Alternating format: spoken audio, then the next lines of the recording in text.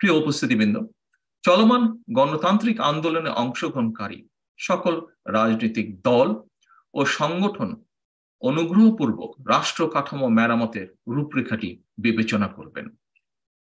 শহীদ রাষ্ট্রপতি জিয়াউর রহমান ঘোষিত 19 দফা এবং দেশনেত্রী বেগম খালেদা জিয়া ঘোষিত বিএনপির 2030-এর আলোকে, বিএনপির ভিশন 2030-এর আলোকে এই রূপরেখাটি প্রস্তুত করা হয়েছে। প্রিয় দেশবাসী, রাষ্ট্র কাঠামো মেরামতের সংক্ষিপ্ত রূপরেখা এখন আমি আপনাদের সামনে উপস্থাপন করছি। একটি সংবিধান সংস্কার কমিশন গঠন করে বর্তমান অবৈধ আওয়ামী লীগ সরকার কর্তৃক গৃহীত সকল অযৌক্তিক, বিতর্কিত ও অগণতান্ত্রিক সাংবিধানিক সংশোধনী ও পরিবর্তন সমূহ রহিত অথবা সংশোধন করা। 2, প্রতিহিংসা ও প্রতিশোধের রাজনীতির বিপরীতে বাংলাদেশি জাতীয়তাবাদের ভিত্তিতে একটি অন্তর্ভুক্তিমূলক রেইনবো নেশন প্রতিষ্ঠা করা। এর জন্য একটি ন্যাশনাল রিকনসিলিয়েশন কমিশন গঠন করা হবে। 3, একটি নির্বাচনকালীন দল নিরপেক্ষ তত্ত্বাবধায়ক সরকার ব্যবস্থা প্রবর্তন করা। 4, রাষ্ট্রপতি, প্রধানমন্ত্রী এবং মন্ত্রিসভার নির্বাহী ক্ষমতার ভারসাম্য আনয়ন করা। 5, পরপর 2 টার্মের অতিরিক্ত কেউ রাষ্ট্রপতি ও প্রধানমন্ত্রীর দায়িত্ব পালন করতে পারবেন না। 6, বিশেষজ্ঞ জ্ঞানের সমন্বয়ে রাষ্ট্র পরিচালনার লক্ষ্যে জাতীয় সংসদে উচ্চ কক্ষ বিশিষ্ট আইনসভা বা আপার হাউস অফ লেজিসলেচার প্রবর্তন করা।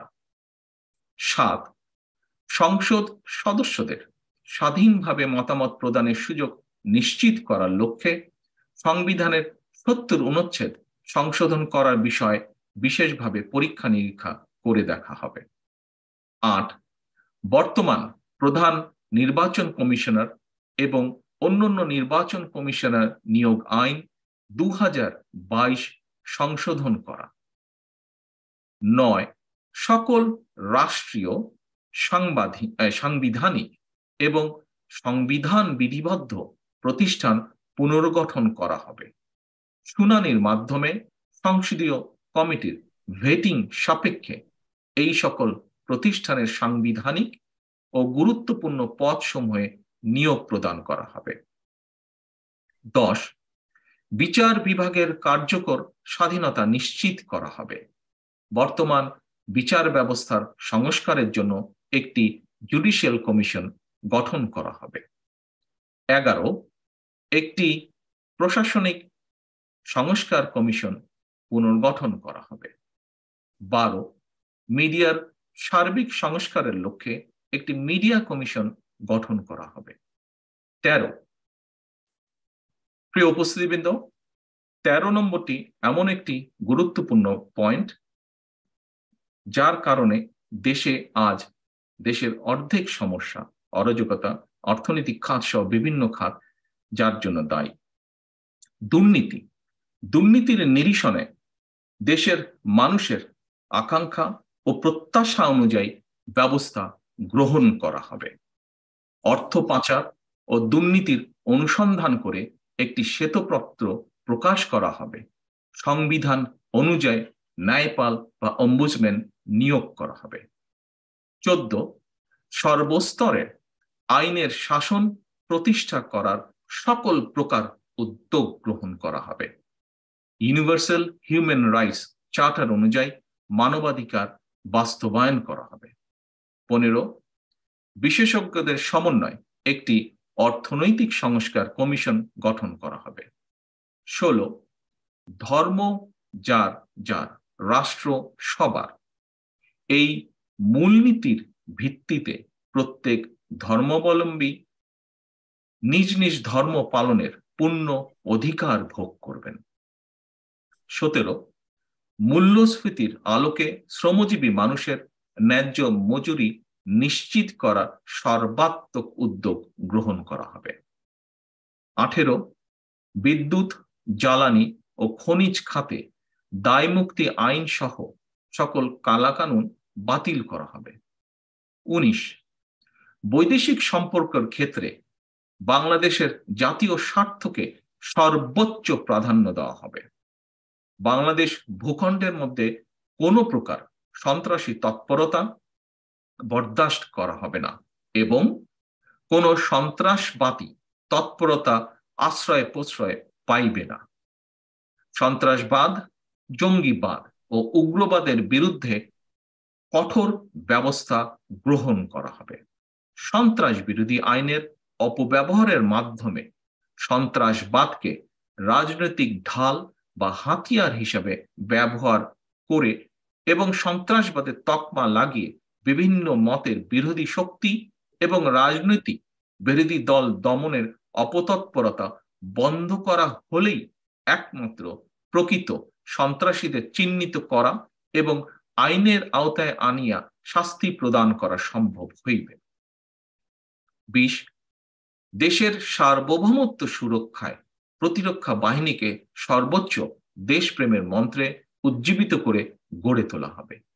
21, ক্ষমতার ব্যাপক বিকেন্দ্রীকরণের লক্ষ্যে স্থানীয় সরকার প্রতিষ্ঠানগুলোকে অধিকতর স্বাধীন, শক্তিশালী ও ক্ষমতাবান করা হবে। 22, রাষ্ট্রীয় উদ্যোগে মুক্তিযুদ্ধের শহীদদের একটি তালিকা প্রণয়ন করা হবে এবং তাদের যথাযথ রাষ্ট্রীয় মর্যাদা ও স্বীকৃতি প্রদান করা হবে। 23, যা জাতির জন্য অত্যন্ত গুরুত্বপূর্ণ একটি বিষয়, যুব সমাজের ভিশন, চিন্তা ও আকাঙ্ক্ষাকে ধারণ করে আধুনিক ও যুব উপযোগী যুব উন্নয়ন নীতিমালা অবশ্যই প্রণয়ন করা হবে এবং 1 বছর ব্যাপী অথবা কর্মসংস্থান না হওয়া পর্যন্ত যেটি আগে হবে, শিক্ষিত বেকারদের বেকার ভাতা প্রদান করা হবে এবং আন্তর্জাতিক মানদণ্ড অনুযায়ী সরকারি চাকুরিতে প্রবেশের বয়স সীমা বৃদ্ধির বিষয়টি গুরুত্ব সহকারে অবশ্যই বিবেচনা করা হইবে। 24, নারীর ক্ষমতায়ন নিশ্চিত করার লক্ষ্যে সুনির্দিষ্ট কর্মসূচি গ্রহণ করা হবে এবং জাতীয় সংসদে মনোনয়নের ক্ষেত্রে নীতিগতভাবে নারীদের প্রাধান্য দেওয়া হবে। 25, চাহিদা ভিত্তিক, নিড বেসড ও জ্ঞান ভিত্তিক নলেজ বেস শিক্ষাকে প্রাধান্য দেওয়া হবে অবশ্যই। 26, সবার জন্য স্বাস্থ্য, এই নীতির ভিত্তিতে যুক্তরাজ্যের NHS এর আদলে সার্বজনীন স্বাস্থ্য সেবা প্রবর্তন করা হবে। 27, কৃষি পণ্যের ন্যায্য মূল্য নিশ্চিত করা হবে। প্রিয় উপস্থিতিবৃন্দ, প্রিয় দেশবাসী, পরবর্তীতে যথাসময় অন্যান্য বিষয়ভিত্তিক সংস্কার প্রস্তাব এবং উন্নয়ন কর্মসূচিগুলি প্রকাশ করা হবে পর্যায়ক্রমিকভাবে। রাষ্ট্র কাঠামো মেরামতের এই রূপরেখা অধিকতর সমৃদ্ধি করতে আপনাদের গঠনমূলক পরামর্শ জাতীয় বৃহত্তর স্বার্থে আমরা সাদরে গ্রহণ করার জন্য প্রস্তুত। এখন আমি বাংলাদেশ জাতীয়তাবাদী দল বিএনপির জাতীয় স্থায়ী কমিটির সম্মানিত সদস্য ডক্টর খন্দকার মোশাররফ হোসেন সাহেবকে আমাদের প্রস্তাবিত রাষ্ট্র কাঠামো মেরামতের বিস্তারিত রূপরেখা আপনাদের সামনে উপস্থাপন করার জন্য অনুরোধ করছি। আসসালামু আলাইকুম।